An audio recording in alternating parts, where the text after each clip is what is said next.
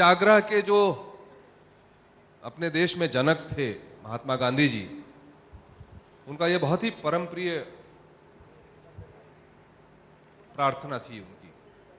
रघुपति राघव राजा राम, पतित पावन सीताराम, ईश्वर अल्लाह तेरो नाम। ये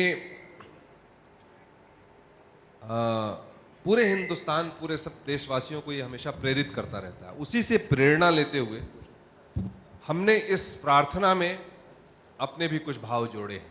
और भी कई इसमें प्रेयर्स हैं जिससे कि प्रेरणा ली गई है। मैं प्रसून को, जो इस गीत के जन्मदाता हैं, लेखक हैं, वो युवा वर्ग को जोड़ते हुए उनकी जो आज समाज से, देश से, अपने आप से, अपने भविष्य से जो चाहत है। रघुपति राघव राजा राम का जो मंत्र है वो वही है, जैसे का तैसा है।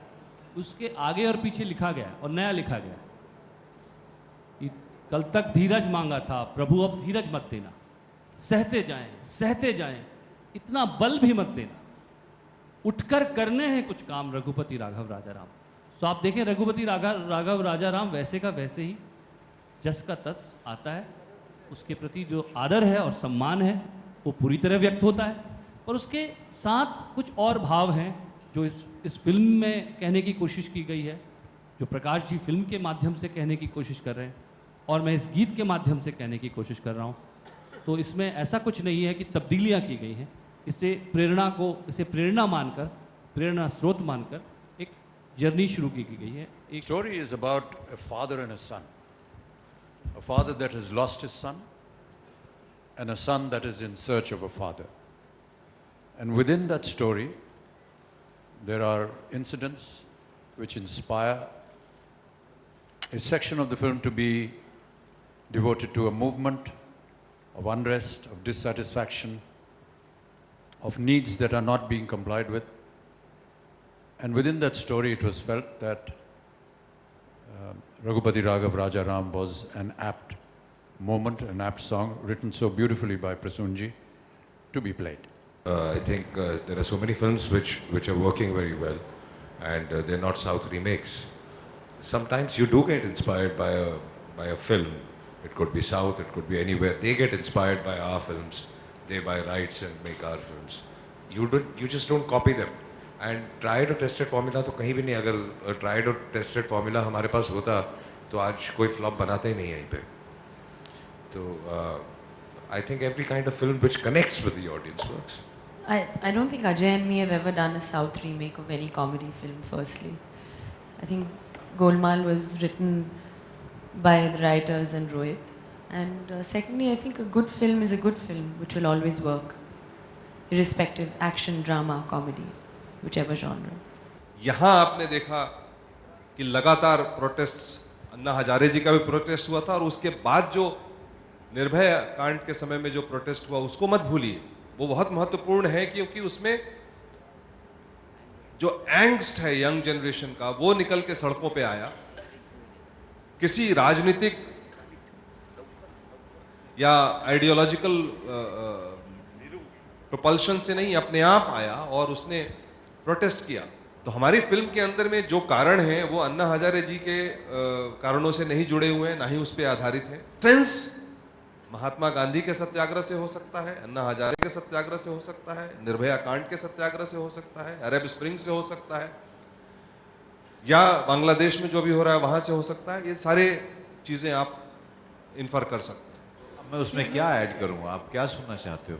मैं ऐसे मैं उनकी बहुत इज्जत करता हूं, ये आप सब लोग जानते हैं।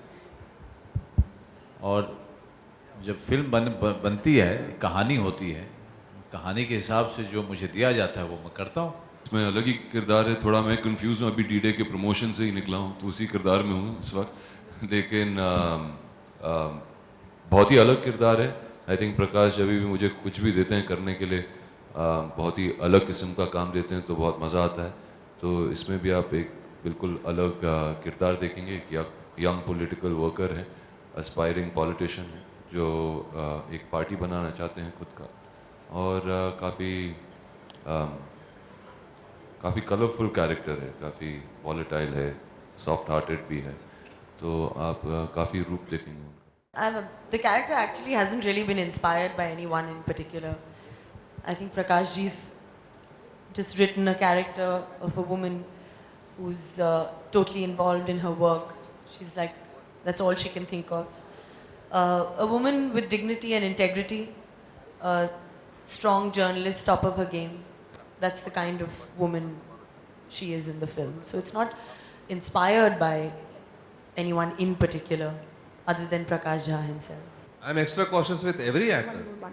I have to inform them, I have to prepare them, that's my work. Whether it is Amrita ji or Ajay ji or Manoj ji or Arjun or Bachchan Sahab, I am on my toes to kind of like, to inform them, to prepare them, to get them ready, to encourage them to ask me as many questions as they can. And once we come to the set, we are all ready and we have a lot of fun while shooting. It is not against corruption, it is not against, anything, and it is not supposed or intended to provide any solution. It is a story, it's a strong story about the relationship between a father-like figure and a son. Both, poles apart, both seeking, solace in each other's emotional company, and the angst, which is kind of like, very personal, spirals into a huge social